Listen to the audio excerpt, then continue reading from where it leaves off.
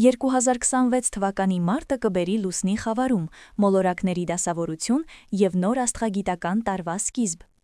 2026 թվականի մարտը խոստանում է լինել խորը փոխակերպումների և ճակատագրի անսպասելի շրջադարձերի ամիս։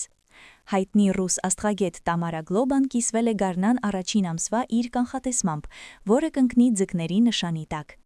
Այս 12-րդ կենդանակերպի նշանը եզրափակում է արեգակնային տարին և միաժամանակ բացում նոր աստղագիտական ցիկլ։ Մենք կազմել ենք աստղագետի հիմնական կանխատեսումները, որպեսզի դուք կարողանաք պատրաստվել իրադարձություններով լի մարտին և օգտագործել դրա էներգիան ձեր օգտին։ Ձկների էներգիան 2026 թվականի մարտին, լույսի և խավարի միջև։ Պատահական չէ, որ ձկների կենդանակերպի նշանի խորհրդանիշը պատկերում է երկու արարածների, որոնք լողում են հակառակ ուղղություններով։ Մեկ ձուկը ձգտում է վերև, դեպի լույս և հոգևոր բարձունքներ, մինչդեռ մյուսը իջնում է խորքերը, ենթագիտակցության խավարը։ Բայց սա բարու և չարի միջև բախում չէ, ինչպես կարող է թվալ առաջին հայացքից։ Այն յինի և յանգի հին խորհրդանիշ է, ճակատագրերի հավերժական շարժում և միահյուսում, բոլոր ցիկլերի սկիզբն ու վերջը։ Աստղագուշակության մեջ ձկների կենդանակերպի նշանը կառավարվում է երկու հզոր մոլորակների՝ Նեպտունի և Յուպիտերի կողմից։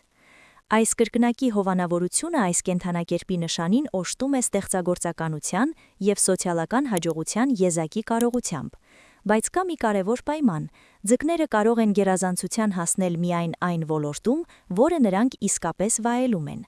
Եթե որևէ գործունեություն նրանց ներսից չի բոցավառում, նրանք այն կատարում են մեխանիկորեն, արագ հոգնում և կորցնում կենսական էներգիա։ Լուսնային խավարում մարտի 3-ին, ամսվա գլխավոր իրադարձությունը։ Լրիվ լուսնային խավարում տեղի կունենա մարտի 3-ին, Մոսկվայի ժամանակով ժամը 14:35-ին և կլինի ամբողջ ամսվա գլխավոր աստղագիտական իրադարձությունը։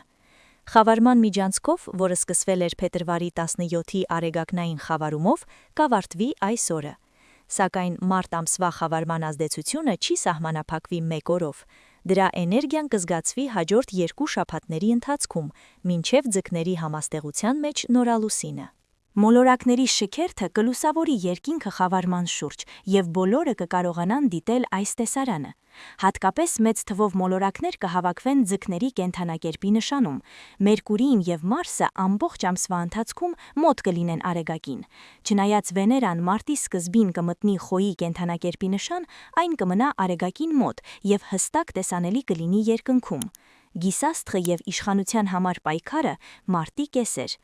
Ամսվա կեսերին մեզ սպասում է ևս մեկ կարևոր երկնային երևույթ։ Վերջերս աստղագուշակներին անհանգստացնող գիսաստղը կանցնի Յուպիտերի մոտով։ Թամարա Գլոբայի խոսքով, այս աստղագիտական իրադարձությունը կնշանակի քաղաքական ոլորտում զգալի փոփոխություններ։ Իշխանության հարցեր, առաջնորդության համար պայքար և առաջնորդության փոփոխություններ որոշ երկրներում, այս ամենը կլինի օրակարգում մարտին։ Սա խաղաղության և մարդկության ապագայի համար պայքարի ժամանակ է։ Շատ ծանոթ կառույցներ կսկսեն ճաքել, և կառավարման հին մեթոդները կդադարեն աշխատել։ Սովորական մարդկանց համար սա նշանակում է պատրաստ լինել անսպասելի փոփոխություններին և չկառչել այն բանից, ինչը հնացել է։ Նոր աստղագիտական տարին սկսվում է մարտի 20-ին։ Մարտի 20-ին արևը կմտնի Խոյի կենդանակերպի նշան, նշելով նոր աստղագիտական և աստղագիտական տարվա սկիզբը։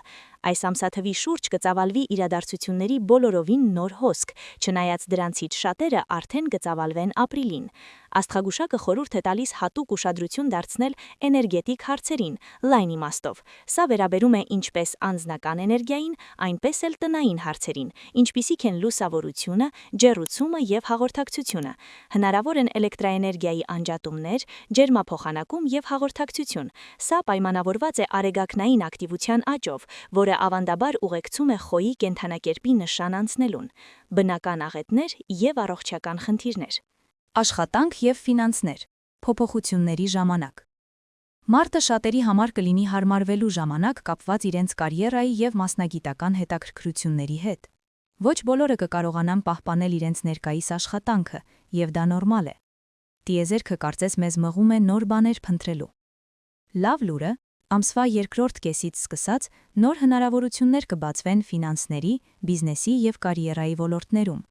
Եթե մարտի սկզբին թվում է, թե ամեն ինչ քանդվում է, մի խուճապի մատնվեք։ Սպասեք մինչև ամսվա կեսը եւ կտեսնեք, որ բացվում են բոլորովին անսպասելի դռներ։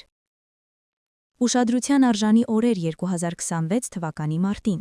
Թամարա Գլոբան նշել է կոնկրետ ամսաթվեր, երբ տիեզերական էներգիան առավել ակտիվ կլինի։